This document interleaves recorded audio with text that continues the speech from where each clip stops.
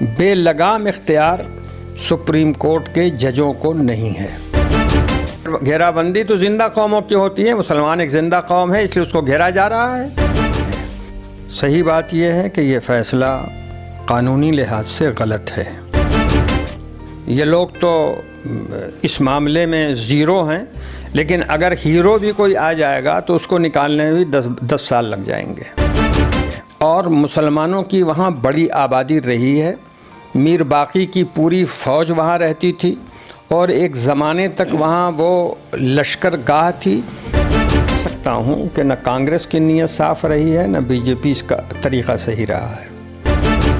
وہ اتنے پریشان نہیں ہیں جتنے ہمارے بعض دانشور حضرات پریشان۔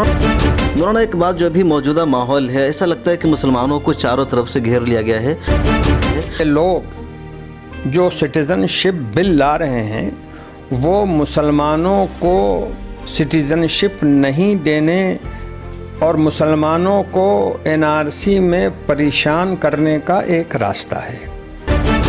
20 کروڑ عوام کو، 20 کروڑ مسلمان کو کسی باہری سپورٹ کی، اور باہری کا مطلب ہے ہندوستان کی سیاسی پارٹیوں کی سپورٹ کی قطعاً ضرورت نہیں ہے، اور بس ہندو مسلمان کرتے رہیں اور ووٹ حاصل کرتے رہیں، اسی لیے یہ سب تماشے ہو رہے ہیں۔ آل انڈیا مسلم پرسنل لا بورڈ کے جنرل سیکرٹری مفکر اسلام مولانا محمد ولی رحمانی کے ساتھ ملت ٹائمز کا خصوصی انٹرویو دیکھیے آج رات 8 بجے ملت ٹائمز کے YouTube چینل پر۔